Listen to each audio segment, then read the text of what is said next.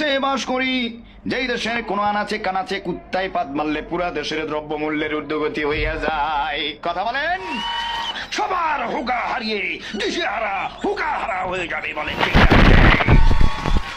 গ্যাসের দাম বেড়ে গেছে, টাকা দিয়ে গ্যাস পাওয়া যায় না, গ্যাস স্ট্রোক করা শুরু করছে হালার পর হালারা। চিল্লাই এখন ঠিক না বেঠে? এমন অবস্থায় কারেন্টের চুলা দিয়ে রান্না শুরু হইল। কারেন্টের চুলায় রান্না শুরু হওয়ার লগে লগে কারেন্টের দামও বাইরে যাইতেছে। এবার কারেন্টও থাকে না। অনেকেই বলে আমার তো কারেন্ট যায় না, আমার এলাকায় কারেন্ট মাঝে মধ্যে আসে। ঠিক না বেটে? এবার শুরু হইল লাকড়ির খড়ি দিয়া রান্না। লাকড়ি খড়ি দিয়া রান্না শুরু করার লগে লগে লাকড়ি খড়ির দাম বাইরে গেল। আশেপাশে কোনো গাছপালাও খুঁজে পাওয়া যায় না। গাছপালা কাইটটা সমানে লাকড়ি খড়ি বানাইয়া এবার লাকড়ি খড়িও স্টক করা শুরু করছে। টাকা দিয়ে আর লাকড়ি খড়িও পাওয়া যাইতাছে না। এবার জনগণ ডাইরেক্ট হুগার উপরে গিয়ে রান্না শুরু করছে। জাতি এবার হুগায় রান্না করে। হুগা দিয়ে রান্না শুরু করার সঙ্গে সঙ্গে হুগার দামও বাইরে গেল। এবার হুগাও স্টক করা শুরু করলো।